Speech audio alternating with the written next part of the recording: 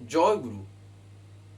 পরম পূজ্যপাদ শ্রী শ্রী আচার্যদেব আর পরম পূজ্যপাদ শ্রী শ্রী অবিন্দা, একটা জিনিস আপনারা যদি লক্ষ্য করে থাকেন তাহলে দেখবেন বংশ পরম্পরায়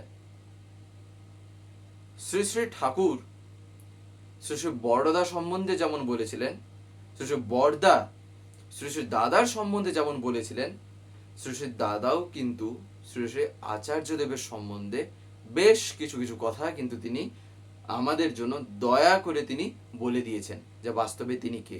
ঠিক তেমনি পরম পূজ্যপাদ শ্রী শ্রী আচার্যদেব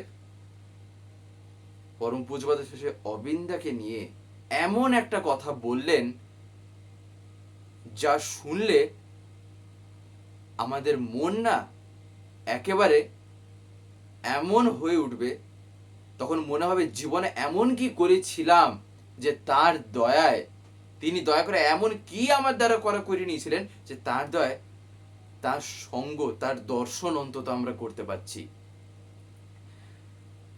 পরম পূজ্যপাদ শ্রী শ্রী আচার্যদেব একদিন বলছেন, এটা বলতে পারেন 2026-এরই একটা দিনের কথা।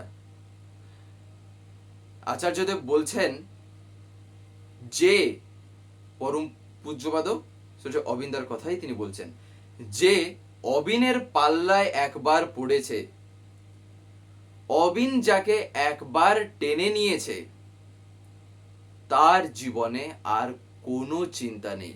যাই হোক, পরমপিতা রাঙা রাতুল চরণে আমি আপনাদের প্রতি প্রত্যেকের জন্যই সুস্থ স্বাস্থ্য সুদীর্ঘ ইষ্টচ্ছল জীবন প্রার্থনা করে আজকের এই আলোচনাটি এখানেই শেষ করছি। জয় গুরু।